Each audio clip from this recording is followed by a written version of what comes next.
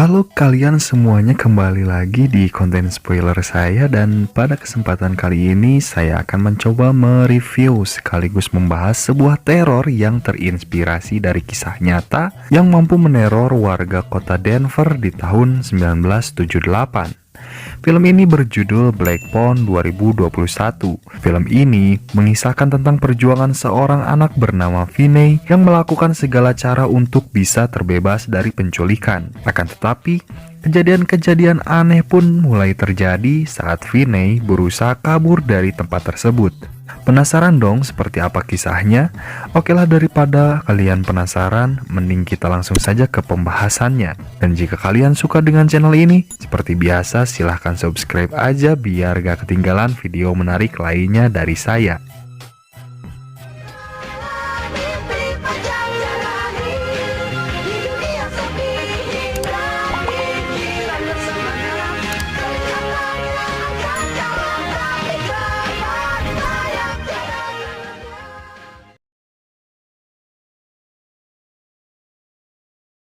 Film ini diawali dengan diperlihatkannya sebuah pertandingan baseball di kota Denver pada tahun 1978, di mana dua tim yang bertanding ini sedang memperebutkan Piala Agustusan plus bantuan BLT seumur hidup jika memenangkan pertandingan tersebut. Kemudian, seorang pemain bernama Finney berhasil mencetak strike setelah melakukan beberapa lemparan. Ia pun berusaha untuk terlihat ganteng maksimal saat menyadari bahwa kecengannya sedang menyaksikan pertandingan itu. Tapi sialnya, pemain lawan yang bernama Bruce malah mencetak home run yang akhirnya membuat tim Finney kalah telak.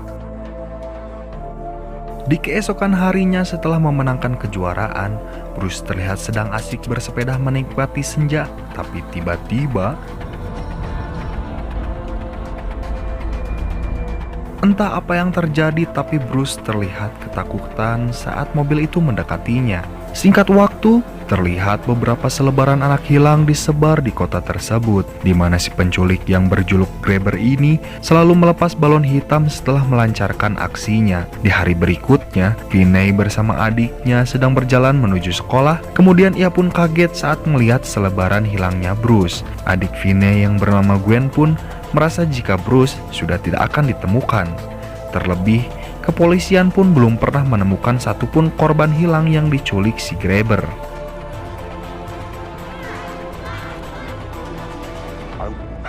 Kirain apa? Rupanya teman Finney yang bernama Robin sedang bersiap untuk adu mekanik dengan si Eddie, si pembuli.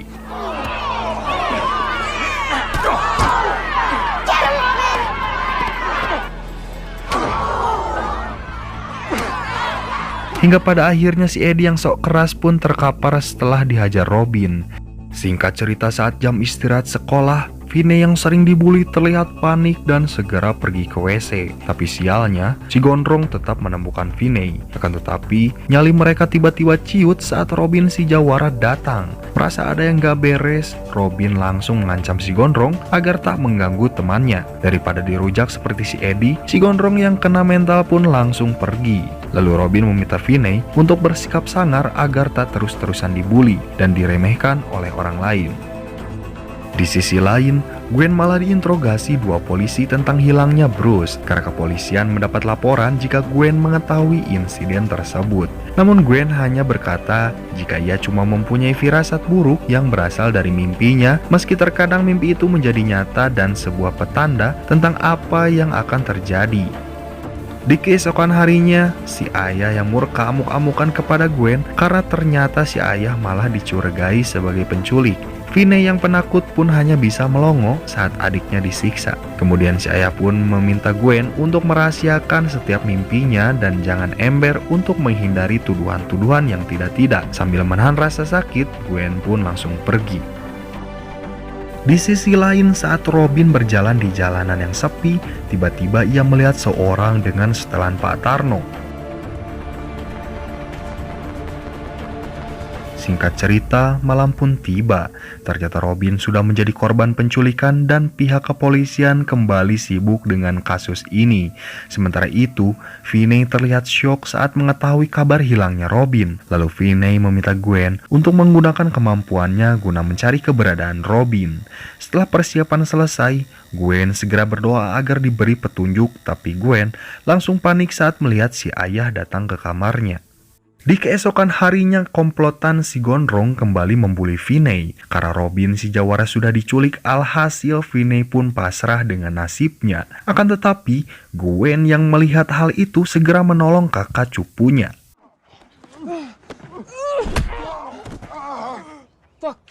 Akan tetapi, Gwen pun malah menjadi sasaran geng Gondrong ini. Dan terlihat, Finney pun muak pada dirinya yang hanya menjadi si beban dan pengecut. Sepulang sekolah, Finney yang akan pulang melihat mobil van hitam yang terparkir. Ia pun segera membantu si pemilik mobil yang kesulitan memunguti barang-barangnya yang terjatuh. Kemudian pria ini pun berkata jika ia berprofesi sebagai seorang pesulap hitam. Mendengar hal itu, Finney pun penasaran dengan isi mobil tersebut.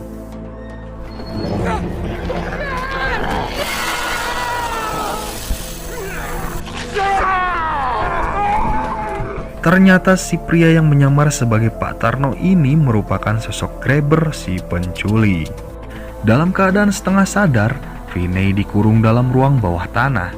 Tapi kali ini si Grabber menggunakan topeng seram untuk menutupi identitasnya. Dan setelah si Grabber pergi, Finney mulai mengecek ruangan guna mencari jalan untuk kabur. Kemudian saat melihat sebuah telepon hitam, Finney pun mencoba menggunakannya untuk meminta bantuan. Namun sialnya, kabel telepon ini sudah diputus setelah 10 tahun gak dibayar-bayar. Di malam harinya, scene kembali kepada Gwen yang sedang menginap di rumah temannya.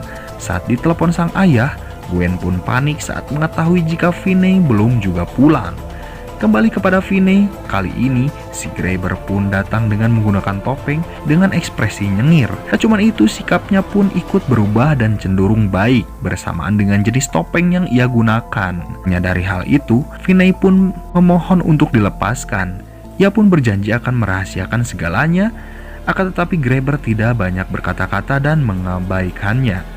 Lalu saat ia akan pergi, Grabber berkata jika telepon itu selalu berdering secara misterius meski kabelnya terputus.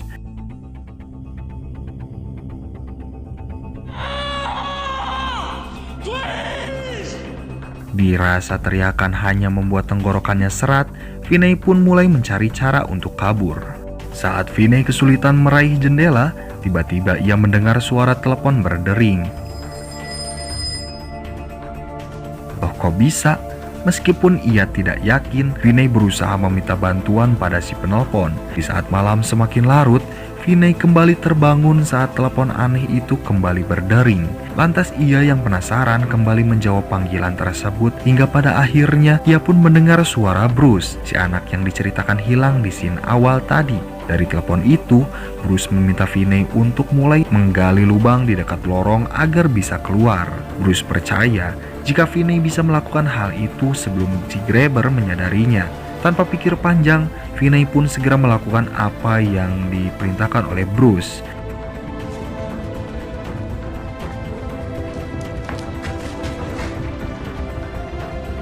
Setelah cukup dalam menggali, Finney yang kelelahan pun langsung bobo.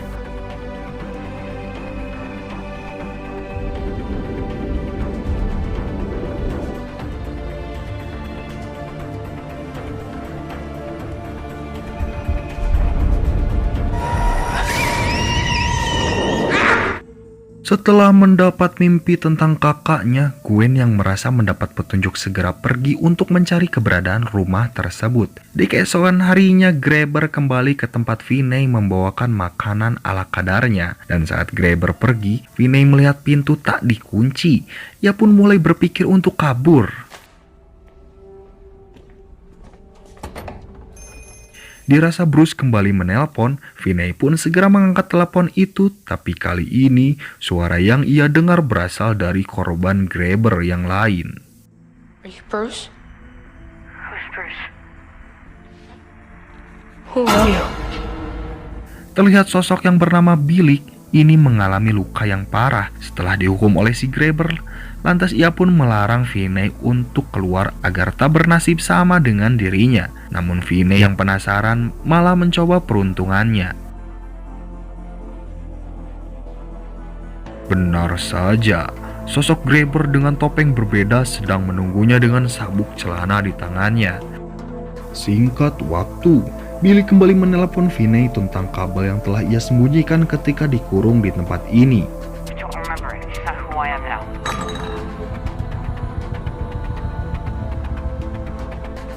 Dari kejadian ini, Finney sadar jika arwah Billy sedang memberikan tutor untuk kabur.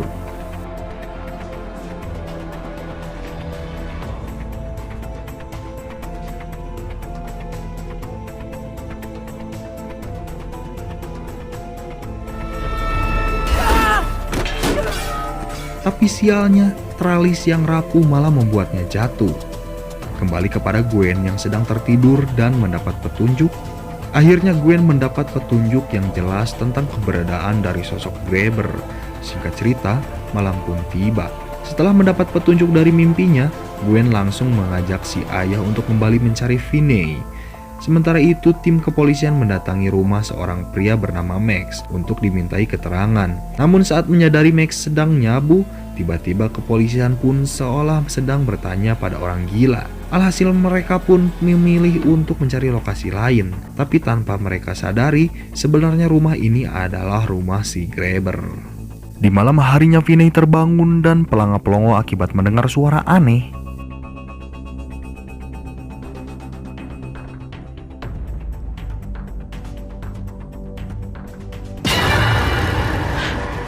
Meskipun kaget setengah mati, tapi Finney tahu jika sosok tersebut berusaha untuk berkomunikasi dan saat menghubungi sosok itu, Finney pun diberitahu kode kunci gembok agar ia bisa kabur, di mana sosok itu telah menuliskan kode tersebut di bagian dinding ruangan. Setelah mendapat kode, Finney mulai mengendap-endap untuk kabur.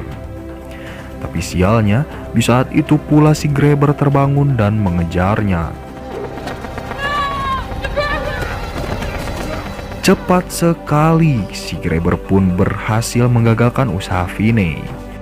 Di hari berikutnya, Gwen kembali mendapat petunjuk di mana dalam mimpinya Gwen berada di dalam mobil polisi bersama teman kakaknya yang bernama Pance. Pance pun berkata jika ia akan menunjukkan tempat Finney disekap.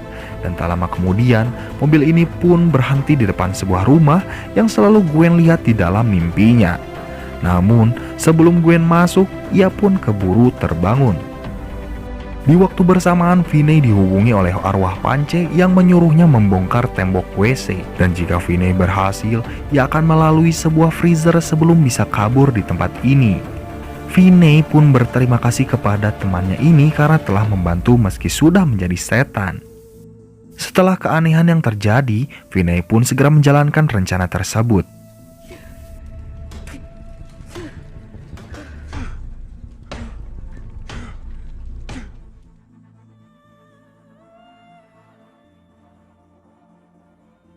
Tapi sialnya, usahanya pun kembali gagal saat dia tidak mampu mendobrak pintu freezer. Finney pun semakin putus asa dan memilih untuk pasrah. Namun di tengah keputusasaan itu, Finney kembali menerima panggilan dari telepon hitam tak berkabel.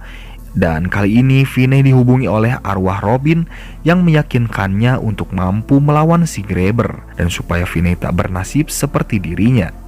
Robin memberikan tutor singkat untuk menghabisi si Grabber. Sambil memegang gagang telepon, Finney mengikuti arahan dari Robin. Setelah panggilan berakhir, Finney yang telah menguasai teknik tersebut langsung menyiapkan beberapa jebakan sebelum adu mekanik. Setelah semuanya beres, Finney pun bersiap untuk adu mekanik.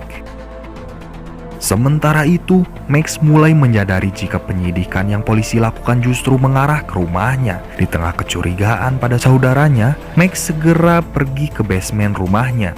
Sesampainya di basement, sontak ia pun kaget saat melihat seorang bocil disekap. Di tengah kepanikan, Max minta Finney untuk tetap tenang dan berjanji akan mengeluarkannya. Tapi tiba-tiba Bagaikan batok kelapa, Max pun modar di sisi rekampak. Jelas saja Finney pun syok parah setelah melihat tindakan edan yang Grabber lakukan.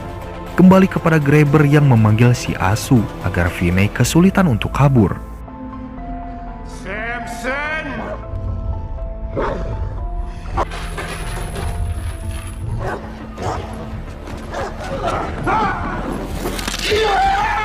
Setelah Grabber masuk jebakan, Finney pun langsung mengejar Grabber bak maling kotak amal. Lalu saat si Grabber sekarat, ia pun mendengar suara dari para korban yang telah ia bunuh. Much time. Welcome to the nightmare end. Do it for me. Finn's arm is mint. Akhirnya si Grabber pun modar. Kemudian Finney mengumpankan daging dari freezer pada si Asu agar ia bisa lewat. Dan dengan kode yang sudah ia ketahui, Finney pun akhirnya mampu selamat dengan bantuan setan-setan korban penculikan. Namun bagaikan film India, tim kepolisian yang telat pun segera mengevakuasi mereka dan pergi dari tempat tersebut. Singkat waktu, tim forensik dan kepolisian pun mulai mengevakuasi jasad korban-korban si Grabber. Di hadapan para wartawan, tim kepolisian pun menyatakan jika teror Grabber telah berakhir berkat aksi heroik si bocil Finney. Singkat waktu, beberapa hari setelah kejadian itu, teman-temannya Finney pun terlihat segan padanya. Karena gosip-gosip cepat menyebar, mereka pun tahu jika Finney mampu menghabisi penculik dan mengakhiri teror dari sosok Grabber. Dan film pun berakhir. Bagaimana sangat menegangkan sekali, bukan? Teror yang dilakukan Grabber di kotanya membuat semua orang anak menjadi paranoid. Terlebih, tim kepolisian selalu tidak mampu mengungkap sosok dari si Grabber. Namun saat Finney terculik, ia pun dibantu para arwah korban penculikan dan mampu mendapat tutorial-tutorial hebat untuk mampu selamat. Dan hingga pada akhirnya, dengan semua rencana yang ia buat, Finney pun berhasil membalaskan dendam para korban sekaligus mengakhiri teror si mobil culik.